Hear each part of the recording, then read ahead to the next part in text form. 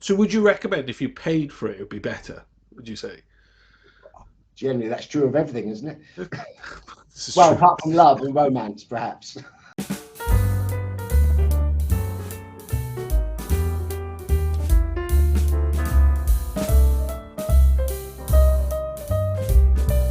How are you, mate? You all right? Yeah, no, it's been. I've had a stressful 2.5 weeks, as I'm sure we'll Yeah. get onto. Yeah, but yeah, look, the business is ticking over nicely. Good.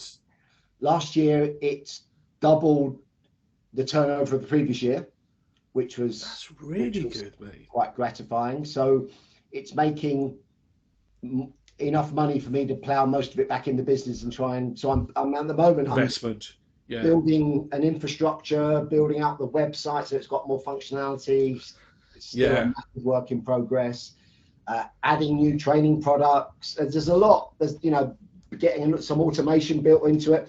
So I think I may have said this before. I'm having to learn how to become an e-commerce business owner because that's effectively what it is. It's an e-commerce That, business. And yeah, it's got some challenges, particularly at my age. Because you're only, what, 42, was it? Just a hard life in recruitment, that's all. yeah, exactly. So yeah, but look, no, I'm doing it. I wish I had the energy that I had, say, 20 years ago. But I suppose I compensate it because I'm a lot smarter than I was 20 years ago, and that helps. Yes. Yeah. That helps. Yeah, because I'm not arguing, debating on LinkedIn earlier on with a recruitment trainer that teaches, they drop into a recruitment agency and teach us everything Right. Yeah. I hate about recruitment, and they were basically saying that oh, you've got to do 25% of your time's got to be on the phones doing cold calling and stuff like that, and I'm like, yeah, but today with all the technology we've got, that's made easier for you. You don't need to be constantly doing this type of level of work. You do at the beginning, but when you've got fucking vacancies coming out of your ass, you Yeah. don't need to be doing constant BD cold calling all the time. Yeah. So yeah, as you get older, you get a bit more smarter to this. Yeah. No, I went through it. When I first moved into coaching, which was 12 years ago, I was doing the retain thing, if you remember. I do remember, And yeah. I was constantly banging on about that and making some enemies because it opened up. The retained period of my life was interesting. That coaching period. I mean, I still advocate it now, but there's someone else who's kind of taken over that training niche, and it it just gave me free rein to take the piss out of contingency, which rightly so, I guess, upset some people because that was their business model and had been forever.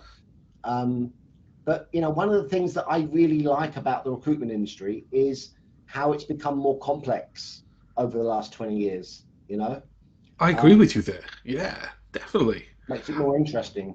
100%. And there's different avenues now to be in there. And like Yeah, an agency isn't just, well, 360 recruiters and a manager. It's a lot more diverse. There's a lot more things going on. And, copywriting being one of them, you can employ a copywriter or a good social media person to do a lot of that side of the business as well. I never saw that 10 years ago, let alone yeah. 20 years ago. It's Yeah, look, I mean, I'm not a big fan of marketing being outsourced to people to non-recruiters. I think when it comes to job marketing, maybe I should be more precise. They need to take ownership of that themselves. yeah, When it definitely. gets farmed out to someone else, it's normally someone else who's not qualified. Yeah, Yeah, yeah. um, and it tells me that the business treats advertising as a function of admin, which disappoints me. Yeah, oh yeah. Someone gets hired there under some government scheme, and they bring him in on minimum wage and say, "There's the social media accounts. Now put some shit out there." Yeah, yeah, yeah. No, they've got like 1,200 followers on Twitter. Go, oh my god, um, they they know this shit. We got to get yeah. I'd like to start my podcast is talk about kind of where it all began for you, because that's the idea of the podcast. Is it starts with you, kind of where did it all start, and then as you go through your career and your life, and obviously we'll go down different avenues and different kind of Okay. conversations. I, So where did it start for you? Where did recruitment start? okay. I was I think 26 years old, Hmm. and I'd been working for a B2C sales company for 5 of the previous 7 years. Um, and had been very successful at it. I was a regional manager, and it wasn't double glazing insurance. It was something more lifestyle, but it was direct to the consumer. There were 25 salespeople working under me across the southeast of England. All the salespeople on commission only, so it was that kind of thing. But look, it was I was good at it, and I was very successful. And I got to that age where I thought I need to get into B2B if I'm going to have any kind of meaningful career in whatever I end up doing. And I saw an ad for a branch manager for a recruitment agency. All right. I thought, well, I'm a good manager, or at least a good leader. I'd soaked up some management theory by that time, but I was highly driven, all that kind of usual stuff. And I applied. And look, without boring you, I got the job. It was arduous getting it. I had about I can imagine. 4 or 5 interviews, went through. I had to spend half a day at an assessment centre doing psychometric tests. And, wow, God. And intelligence tests and all that kind of stuff. Anyway, so I did that, and that back then that was a company that was a PLC. They had about 14, 15 sales recruitment offices up and down the country. I opened that first ever office in the London region. And I honestly, I thought I'm going to go from managing 25 people remotely to managing 4 people who I can all see that are within 20 feet of me. And I reckon I'd spend half my day with my feet up on the windowsill, drinking a cup of tea, looking out the window, honestly. Man, that was tough. It was tough. So much to learn. So many different approaches to sales. And having had a background in sales, I was very quickly grappling with, well, this isn't really selling, because we ultimately can't affect any kind of close. We can just close people through stages, but that's it. You close stages. That's all you do. And then the whole kind of contingency thing. That, well, we're doing all this work. 2/3 of it never results in a placement. Blah blah blah. The job kind of stressed me out. I had a long commute as well because I was living in Kent at the time, so schlepping into London every day was killing me. Ooh, I quit after 14 months. Went to work for another big recruitment agency that had a sales function as a consultant. And I just thought there was enough about this that fascinated me. And I thought, well, I've got to go and do the job myself, all of it. Yeah. So I did. And I worked for them for a couple of years. Did well, actually.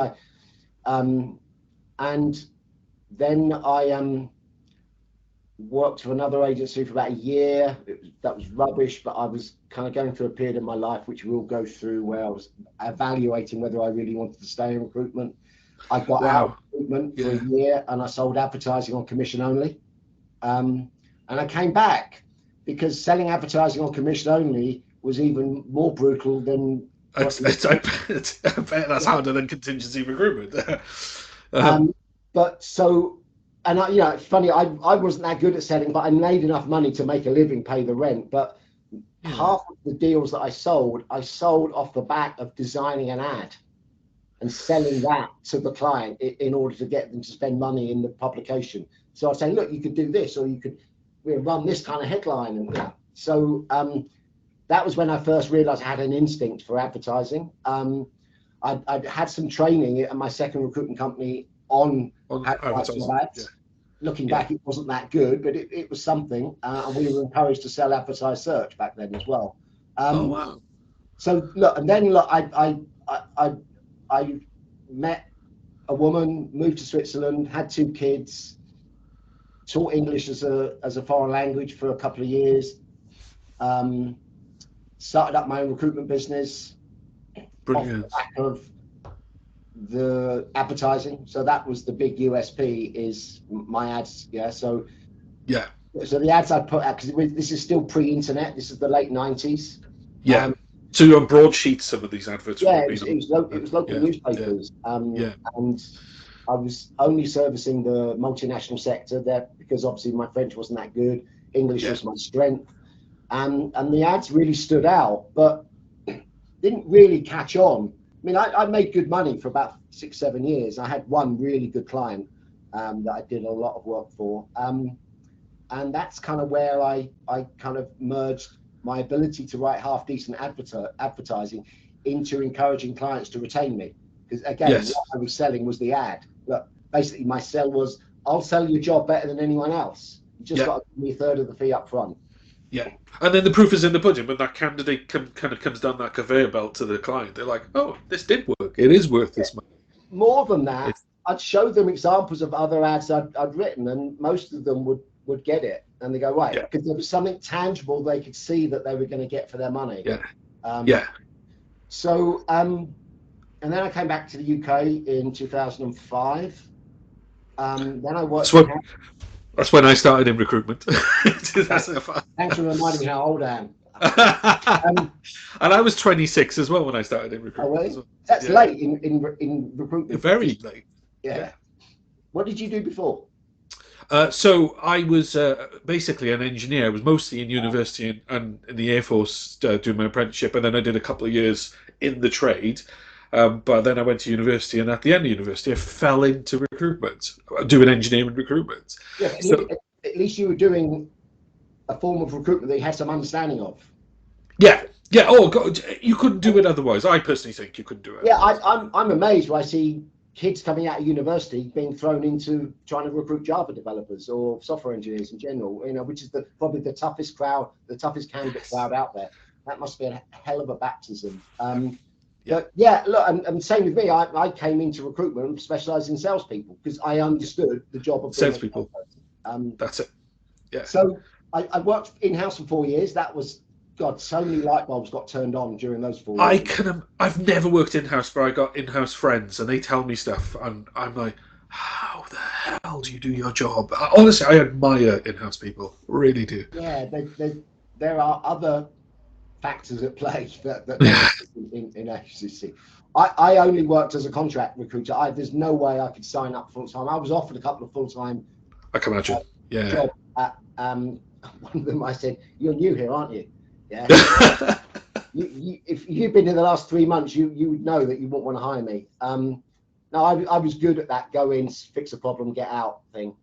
I'm not good with politics in general. And politics does play a significant part in internal recruitment.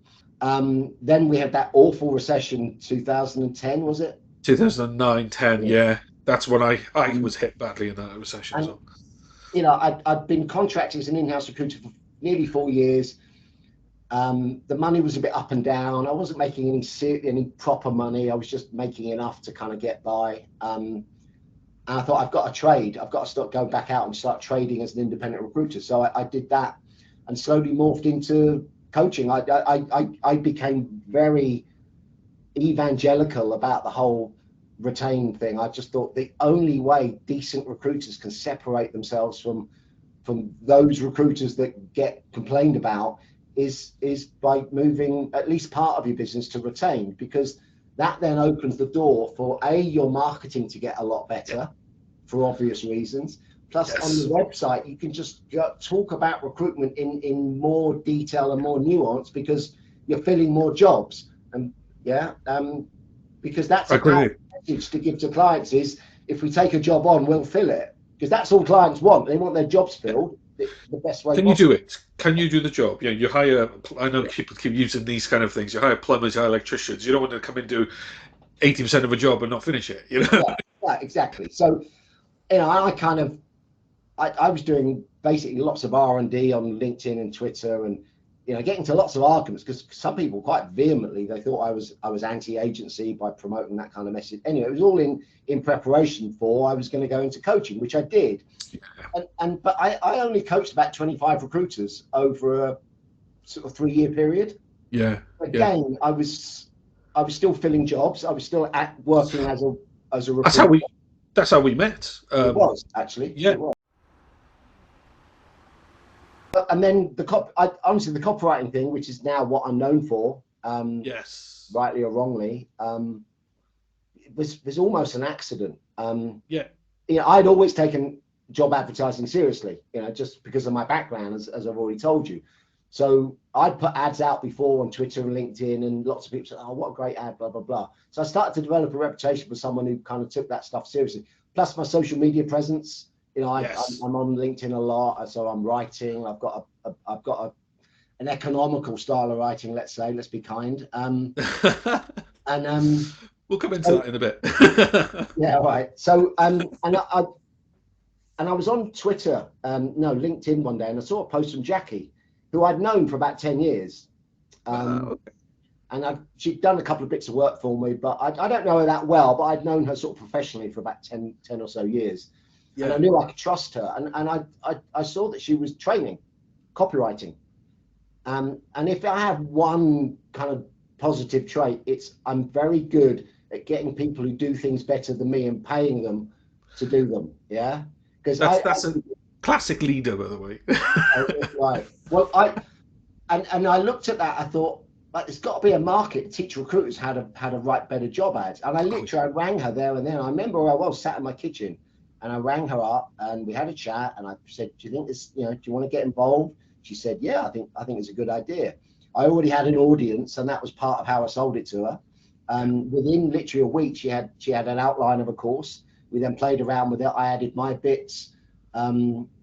We sold it. We sold the first one within a few weeks, and that was to a big logistics company. And they then promptly, without being asked, went online saying how great it was. Oh, wow. So that got a few more leads. And anyway, it just grew. And so for 5 years, we were schlepping all over the UK, doing them in training rooms. And then we launched it online. You launched online because of COVID, isn't it? No. We were always going to launch it online. In fact, when we launched it, which was exactly at the time of the first lockdown, it was pure coincidence. And the Brilliant. fact it hadn't come out a year earlier was completely my fault. Jackie had done all her bit. I obsess about Detail. Not so much detail, but the quality. Is that saying the right thing? Is it? I didn't think the course was any good for the first year and a half. I just wasn't convinced. But I thought Jackie's the trainer, and the more I've worked with her, the more I've understood and learned the mechanics of training. Still doesn't make me a great trainer. I'm probably a better coach than trainer, but I mean, there's no way that would have had the success it's had without her. Absolutely no way. No, she's brilliant. Absolutely brilliant. She's definitely the engine and the motor of it. You're the outside. Yeah, she's the chef, and I'm the front of house, basically. Yeah, that's it. Basically, yeah. This is great, Mitch. Thank you for this. No, I didn't do it. Now, what I will say in my defense, my ability to cook dishes has got better over those years. So I can fill in the kitchen if she's not around. But yeah, I rely very heavily on her for the mechanics of the training and the how it's formatted and what we say, how we say it. Yeah.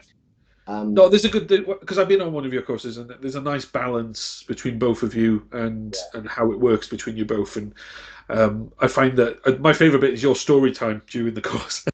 You tell us some stories which are hilarious. I'm a bit of an ad-libber, and Jackie's kind of, she plays that. Everything is right. We're doing this, we're doing that, and everything's on time. And I used to throw her off sometimes. I'm amazed that she stuck with me, really. But yeah, that contrast, I think, added to the flavour of those courses, actually. Yes. Because we are very much the odd couple. Not that we're a couple, by the way, we're not. But no. Partnership is a lot of people who know both of us think, how the hell did that happen? Yeah. So it's just accidentally happened, but in a great way. I also like the fact that she didn't come from recruitment, because I felt that. Oh, I did not know that. I thought she did. No, she had no recruitment background, so she's learned a lot about the industry in the last 8 years. But I could have gone with people who are more obvious, who have an EB background or some kind of marketing and recruitment background. But I knew that her not having that baggage being brought with her would because I've got enough baggage to go around. So, but like you see in some of your training sessions, because I've witnessed it, where people are still stuck in that kind of formulated methodology that they all come from the job boards or some recruitment trainer taught them it, and having that outside influence like Jackie coming in and going, no, do this, and it just made more sense, One of the things I learned from doing the training, and I started realizing a couple of years in, is I've realized that some of these people that we were training had been trained how to write a job ad by job boards. Yes. Yeah? And then I kind of looked into it, and it's abhorrent what they're teaching, what they have to. I don't know if they still do it. They probably don't. But basically, they were being taught to write job ads that suited the job board. not the candidate or the client or the recruiter. The SEO or some meta Yeah, thing. repeat the job title Yeah, 5 times. yeah, Whatever the keywords are, keep repeating them. I see blogs on job board websites how to write a job ad, and I'm always yes, drawn to them. Obviously, I've read loads of them, and they all stink. Literally, they all stink. And it's all they're doing is trying to jazz up a job description. The first thing you need to tell people is how it's all about the company. That's yeah. not the first thing people are most interested in when considering a new job or casually looking, because most of those passive candidates, they look at ads from time to time, They do. but they're not committed to reading the whole thing or applying. But if something grabs them, they'll A, read it, and B, they might even respond to it. And you only need one. But yeah, Well, loads of bad advice. Horrible. because I remember our conversation. How you got me on your course was, I like what you do, but you could do it a little bit better. And I was like, oh, okay, I'll come on the course. And I went on the course and I did things differently to how I used to do. And it didn't happen instantly, I'll be honest with you. It happened over time. But what I started noticing is that the adverts weren't bringing people in via the job boards. They were bringing people into my inbox.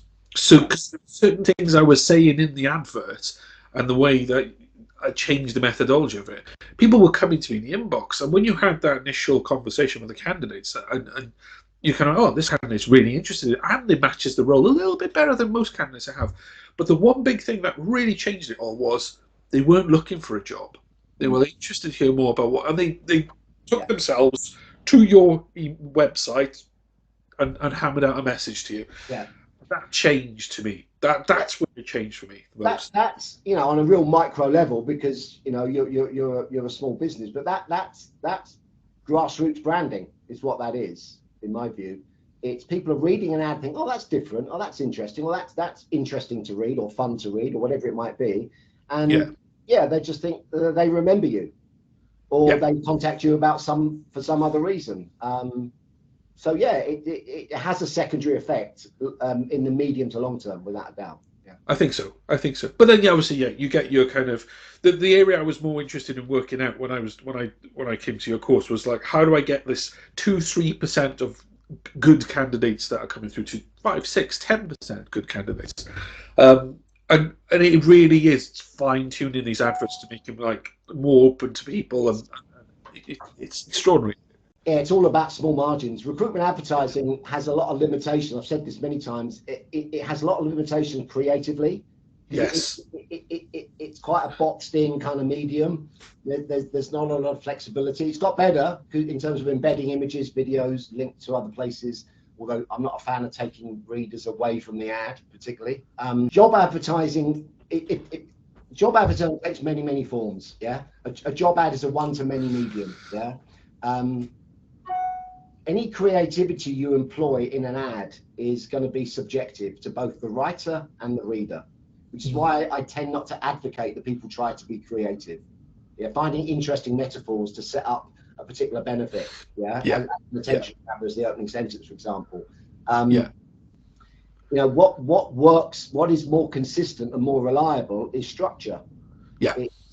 If you don't, and this is the most valuable advice I ever give anyone who's vaguely interested in recruitment advertising. It's the first 150 words are absolutely crucial. That is where the gold has to be. If you don't get somebody at least curious to want to find out more by continue reading the ad, you're wasting your time, because all you really go on. I was going to say, because I run a little small group of recruiters called the Recruiters Arms. You probably remember it. One of the guys in there actually said, I said to them, "Anyone got any questions for Mitch?" And one of them actually said, which links nicely onto what you're saying just now about the first 150. Alex asks, "Do you think people's attention spans today really help with the problem with job adverts?" So, do you think? Look, okay. I understand the question. Look, the internet age is all about the attention economy. It's what you're trading in is attention. How do you get attention? Yeah, and there's long forms of getting attention. There's short forms. So Yes, but the fact still remains. So yeah, you have to work harder to get people to notice you, Yeah, and to at least start reading. Because you can get them to start reading, and that that's that first paragraph we're talking about here, isn't first it? sentence, really. Yeah, first sentence. Yeah, First sentence, first two sentences. And it either has to implicitly or explicitly reveal a benefit to the reader, a reason why this job might be better than the one that they're doing, yeah, or yeah, or the others they're applying for. And then you build on that. And the best way to keep build on that is tell them more information about that particular benefit, and then tell them other benefits. Yeah. yeah. And it cascades and snowballs. Yeah. And most, in all of my experience, most jobs have somewhere between 2 and 5 key career-related benefits, reasons why the person would think this job is more critical to their career, it's going to make them better at their job, it's going to earn them more money, give them more exposure, more fun.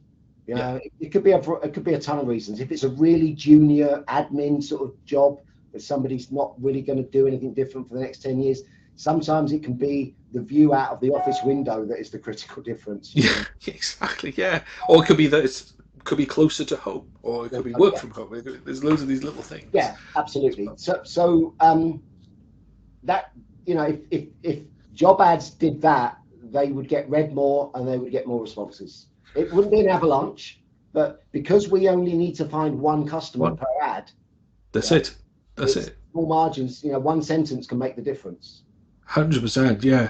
And the other thing you said, I remember you saying in the course, was the biggest thing to this. You have to first of all understand what the fucking hell you're recruiting for at the same time. So it helps, at least. It really helps, doesn't it? Yeah.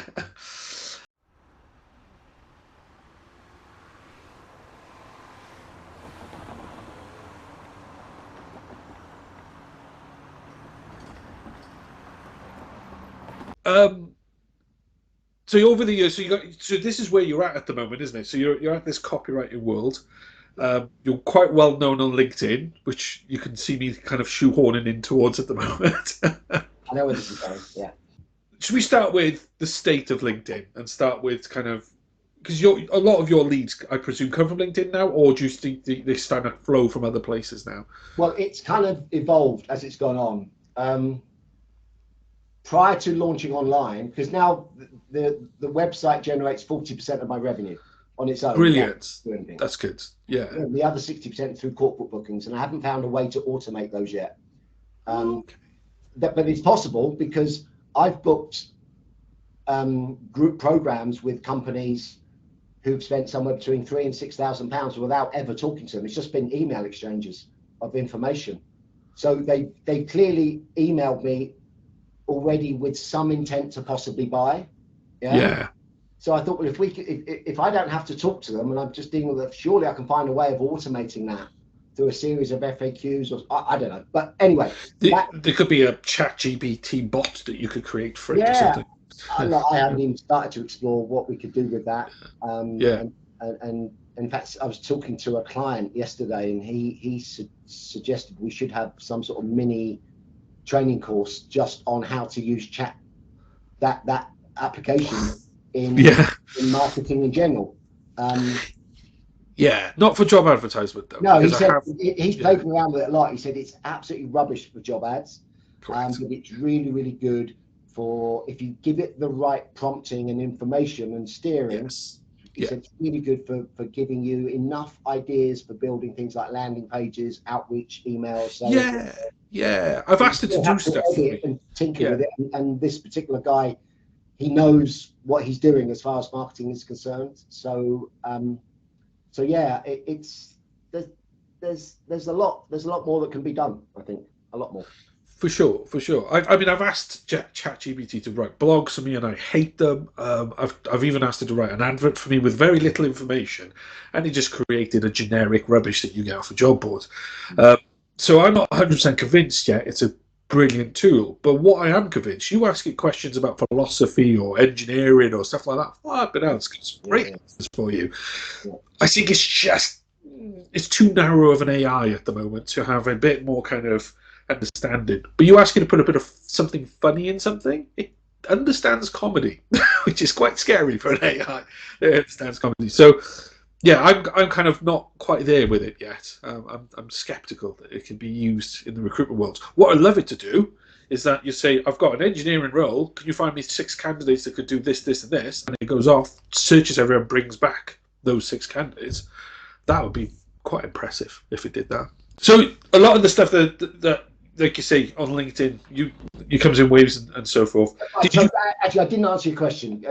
Yeah. So, right, what LinkedIn has done for me, it's been my primary marketing channel. So when I introduced that course, that training, there wasn't really anyone else doing it. There's now in the UK. I probably don't think there was anything credible out there. I mean, it's very, very niche. When I talk to people outside the industry about it, they go, "Wow, that's niche." Yeah. But there are somewhere between 700 and 900,000 English-speaking recruiters in the world. Yes. So far, we've trained about 2,000 of them. So It's very small. Exactly. LinkedIn is where recruiters are. So when I launched it, there was nothing really out there. So my approach was, well, I've got to talk about advertising. And I started off talking about it broadly, and as time went on, I got into the minutiae of it. And most of it is educational. It's just saying to people, look, read this and have a think about the results of what you're doing and how logically this might play if you were to perhaps approach it from a different perspective, blah, blah, blah. And it's worked. It's worked. Now, look, I am quite good at writing blogs, articles. I've been on LinkedIn to sell. Now, I often get accused of being fun to watch and funny and blah, blah, blah, sarcastic and a bit rude sometimes. And those are all things that kind of make what I write entertaining, because I always feel that if I'm going to get people to read my sales messaging, no matter, you've got to stand out. You've got to stand out. You've got to make it at least fun to read. Yeah. Yes. So that's always been my basic philosophy. And yeah, it's worked. Most people originate from LinkedIn, have done up until now. Now, it's starting to change because according to Google Analytics, the amount of people that are finding the course through Google has gone up quite significantly. But at the moment, they're finding me through typing in phrases like Mitch Sullivan copywriting or Mitch Sullivan training course or copywriting. Wow. That's good. Or That's copywriting really training. So these people are already kind of onto it already, and it's just like, how do I find this course again? So they know what they're looking for. Yeah. So that tells me that it's permeated. I get a lot of the corporate bookings are word of mouth, actually. That's interesting. That could be going on with the individual subscriptions as well. And look, it is a good course. I've learned to appreciate that now. The feedback has been massive on it. I don't think we've had one negative review, and none of them have been asked for. But it's something I can't measure. So that whole word of mouth thing. But that, so whilst it's a good product and it's been sold well, and I don't oversell it either. But there has been little to no competition as well. So that's really helped, though, isn't it? In the sense that no one else is looking at it. But then, how do you compete against you? Because you've told us the story of where you got to and how you've built yourself up on LinkedIn and how you've created this following on LinkedIn as well. And the people that follow you would probably go, say you went off and did something else, they probably follow you with that as well, because they like you. You're Mitch Sullivan is the brand that they like the most, I think. And I think that's why you get quite a lot of good following and quite a lot of great. What you're saying is I should run for president, yeah? But yeah, why not? I mean, it can't be any fucking worse, can it? I don't know, but it's working, has worked. There is competition now. Not quite the same. I'm not going to mention them, but I know them, and good luck to them. There's plenty of business here for more than one copywriting training organization 100%. In the UK, and we haven't even talked about America and Australia and the rest of Europe. So whenever I see competition come into the market, and I've seen a couple, I see it as a positive thing. Absolutely. That tells me that the market is warming to that message. So definitely. Yeah. Do you find then, and this is just jumping straight into kind of your perspective of LinkedIn and kind of where it's been going for you over the years, do you find when you do have those kind of posts that are funny and draw people in and attention, especially the ones which have created controversy over the years, do you find they draw more business, more people come from that alone as Yeah. well? Yeah, so the classic example, which we all know, or most of us do, which is, when I compared a very, very large global recruitment business to the Hitler Youth. Sorry, Yeah, I remember this. yeah, only people in recruitment got the joke or saw how the connection was funny, but it was ill considered, really.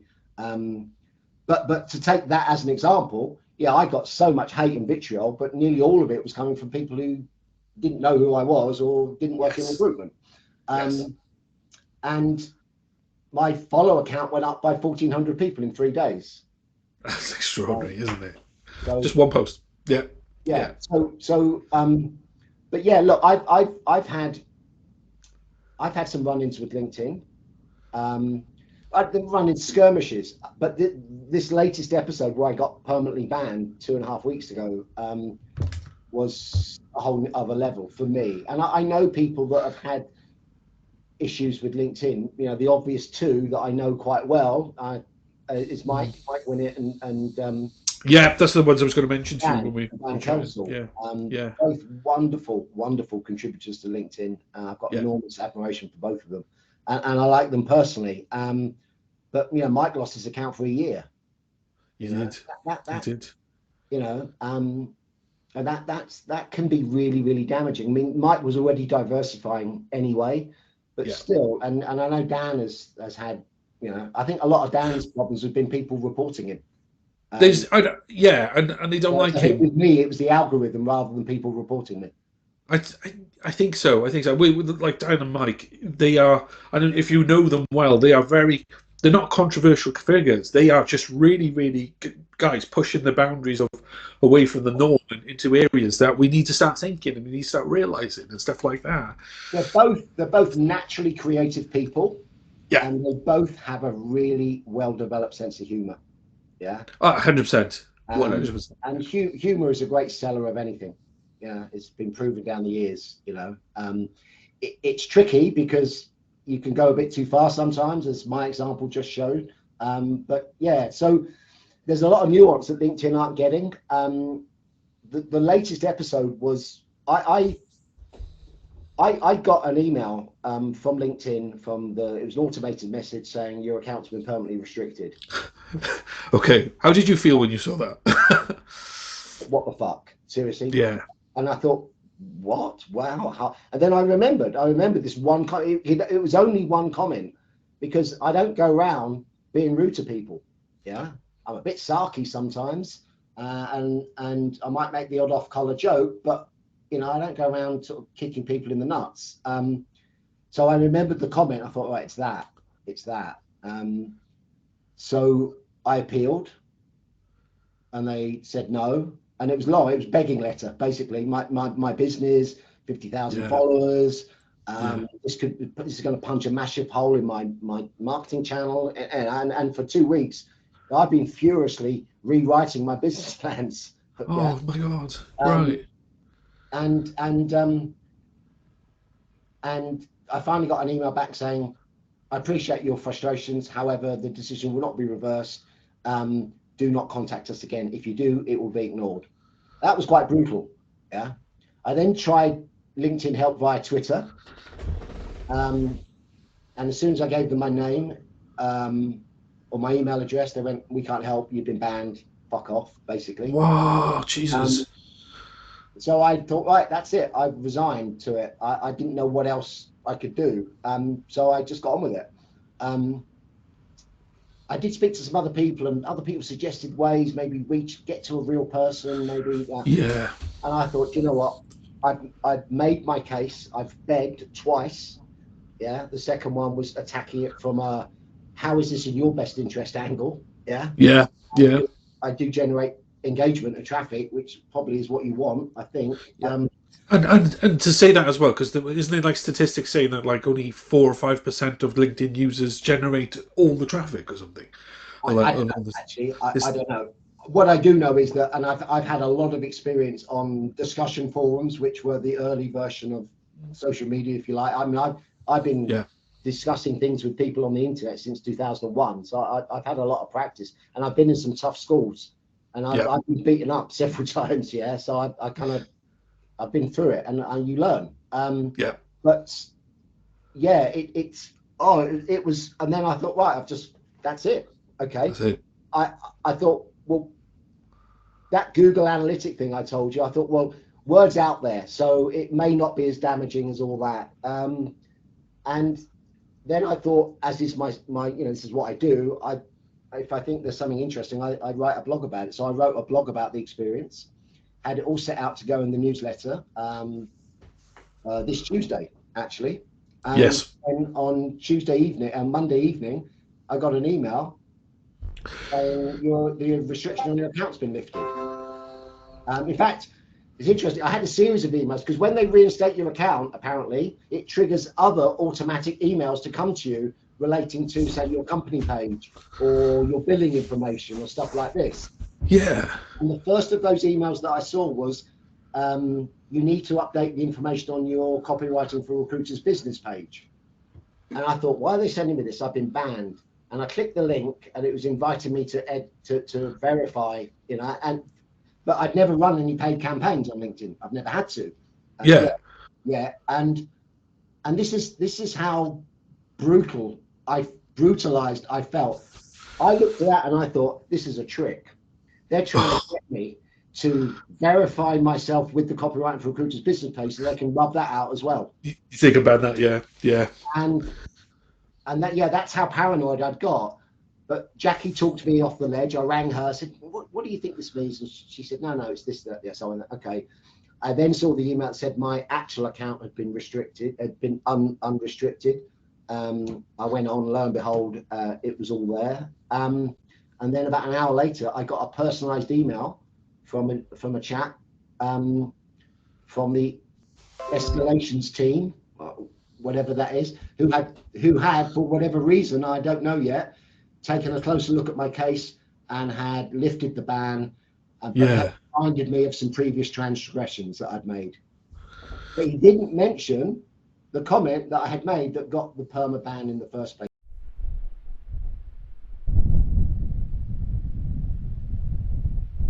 So let me give you the backstory, because in the blog that I wrote that I subsequently took down, because I thought, well, how can I post this when I'm now back on LinkedIn?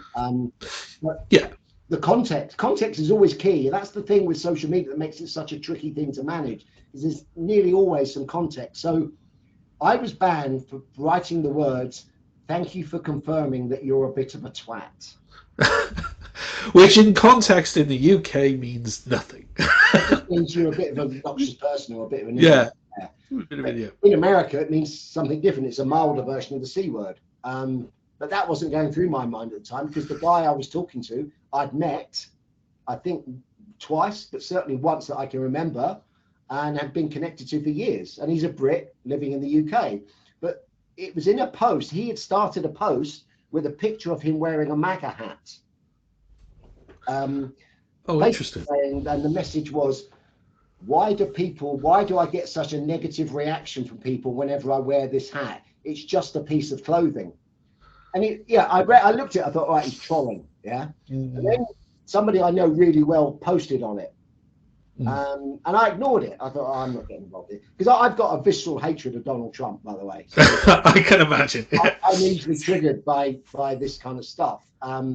But and then 2 days later, it came back in my feed because someone else I know who's also not in recruitment posted, and he said something like, "So is a white hood is just a piece of clothing as well, isn't it?" Yeah. And he'd respond to that, and in the end, I thought, I got involved, and I said, "What is it about the MAGA movement that you particularly like?" And he responded, "I like the red color and the stitching." Yeah. And then I thought, right, I'm getting trolled. 100%. And nobody likes getting trolled. and I wanted him to give me a sensible answer to that question because I wanted to get into a political debate with him. Because I'm done that with a few people. It doesn't have to get nasty.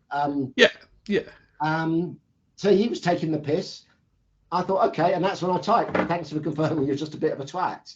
And that was it. Next day I was gone. So yeah. Do you know how many people reported that, or was that just the one person? Honestly, I don't think anyone reported it. I think LinkedIn's algorithm has a big list of words that are flagged, basically. So all the obvious ones, and I got another censor about 5 months previously for calling someone a moron. Yeah. Wow. I got a 3-day suspension for that, and I didn't bother contesting it, and I should have done, because the context there was the person I was calling a moron wasn't in the discussion thread or hadn't been tagged. Yeah. So basically, how can you bully someone who's not in the same room as you? Because all of the complaints they were classifying as bullying and harassment. It's fascinating, isn't it? And do you think because you've got so many followers, your profile's raised even higher in that algorithm as well? I've never even considered that, actually. I don't know. Because I've sworn on LinkedIn loads of times, and I've never had a ban. I see swearing quite regularly, actually. I don't swear anything like as much as I used to because I'm nervous now. Well, I have been for a while. I would be as well. I've had people say, do you know what, Mitch, the last few years you're becoming a little bit boring because I don't swear, because I've always been nervous about getting on the wrong side of LinkedIn. But there was never any explicit warning that if this happens again, you will be permanently banned. Yeah. All the language is couched in conditional language. It could be this, might be that. So it all looked very sort of like, it felt like a summary execution. No warning. Yeah, luckily I'd only made one comment that could be construed as bullying and harassment, which is calling someone a twat. I gave them the context that they weren't interested. They just probably didn't read it. But then this person has took it upon himself to look into it. He didn't even mention the twat comment, funnily enough. Someone has looked at it, eyeballed it. Maybe someone in Ireland, I think LinkedIn's in Ireland, isn't it, or something like that, and has looked at it and gone, "Oh, this means nothing," and then just pushed the button and brought you back. When you sent that email out, and I went, "What the fuck?" Admittedly, I did go, "What's he said now?" That's what I admittedly kind of thought. Yeah. But as you unravel this, it just makes zero sense what's going on, and it really does worry me because I really enjoy social media for recruitment because it's nice to get your brand out there, your personality out there. You do make a difference. People do. I remember going to London and walked into a pub in London and someone came across and said, "Oh, you're Mark from LinkedIn. You make the videos." I was like, "Oh, I've only just got here. This is amazing." Yeah. But also like with Rec Expo, people come up to me, know my name. Because you talk on LinkedIn and you say stuff people like or may not like, it's kind of that thing. So I'm really worried what's happened to you. That can happen to all of us in a very obviously you're all light years ahead on followers than I am, but one day that could happen to any of us. Yeah, absolutely. I didn't think I should be impervious to it simply because of the follow account but the activity levels are also significant because I tried to make the point to them when I was pleading my case that, look, this one comment or the 2 or 3 transgressions that I've made in the last year and a half are 3 comments amongst probably, 15, 20,000 that I've made in a period of time. So, in their T&Bs, it talks about sort of regular what's regular mean? Is it once a week, once a month, once a year? Yeah. Well, 3 sounds like regular to me. It's that's over 18 months or over a year. Really? It's just not right, is it? Yeah. No, I'm just saying it's just not right. Look, I don't doubt they've got a difficult job, and I don't have the answers. But the chap who sent me the final email offered to have a chat, so I've taken him up on that. So I'm going to have a chat with him at some point. Brilliant. And I'll find out more, and I'll let people know because I definitely need to know. Think so. Yeah, I think you need to. Yeah, that's definitely worth kind of getting out there because I don't think people know enough about, first of all, LinkedIn's algorithm, what the hell is going on with that. But then, like the situations like yourself, people getting banned. Another platform this happens on is TikTok. And you see some people, they've got backup channels now to their TikToks, and they post on all of them, and TikTok picks up on swear words and certain words it doesn't like, and it bans you flatly. Right. But it takes it completely out of context. So I'm starting to see this now as a trend, except for Twitter. Twitter, you could be the biggest arsehole going, and you get more from it. It's such a strange connotation. But yeah.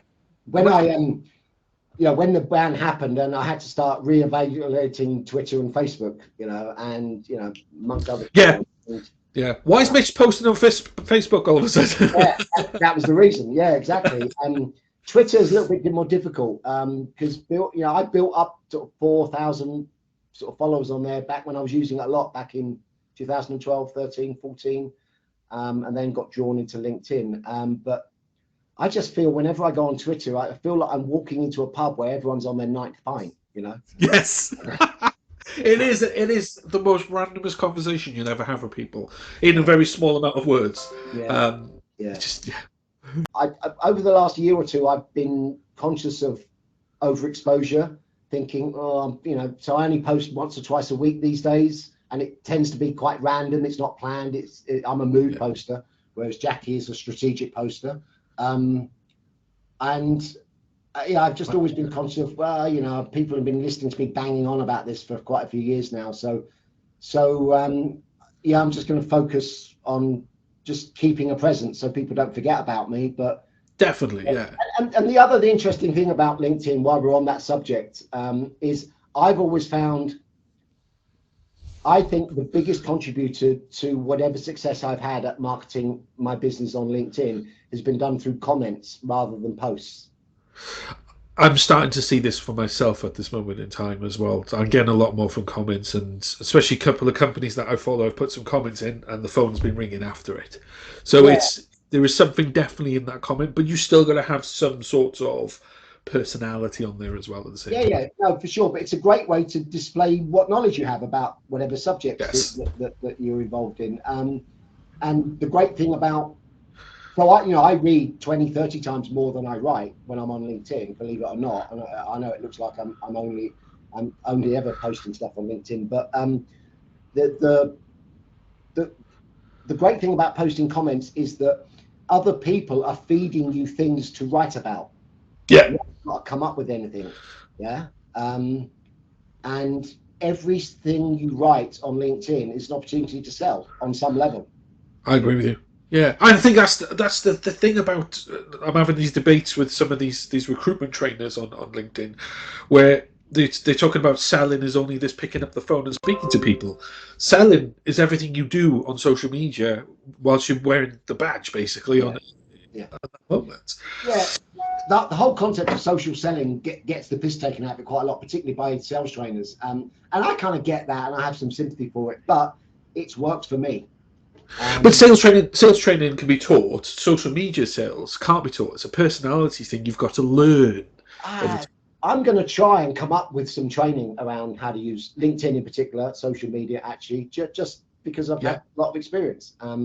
Your copywriting course helped me with my better posts on LinkedIn.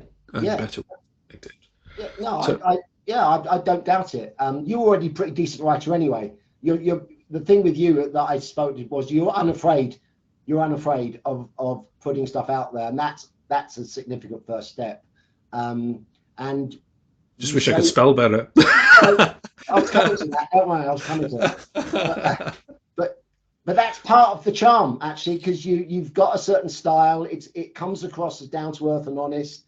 And that's the odd typo or the odd grammatical mistake, people are going to forgive you. They really, really are. And that's one of the things I love about social media is it's made more casual conversational style of writing far more acceptable.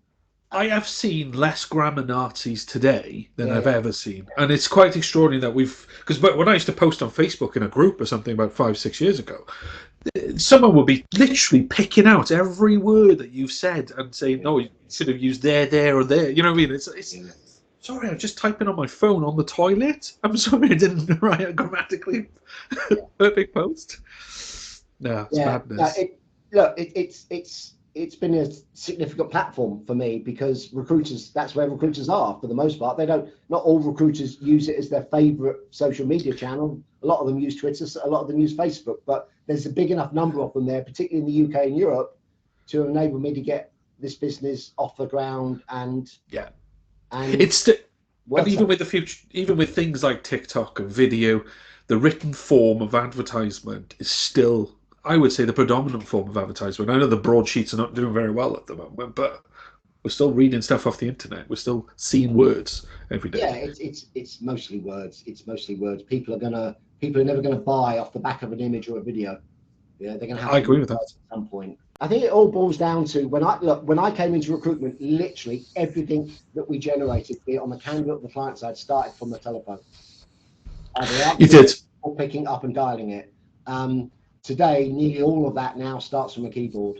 So I think it's absolutely rudimentary that people learn how to write more effectively. You don't have to be creative. You don't have to be good at English. You just have to be good at organizing your thinking and then just writing it down. Yeah. Awesome. Yeah. That's it. That's it. Are we done? We're done. There. I've taken too much of your time. Thank you very much, actually, mate. Thank you seriously for this. You're welcome. It's been fun. It's always nice chatting to you, Mark.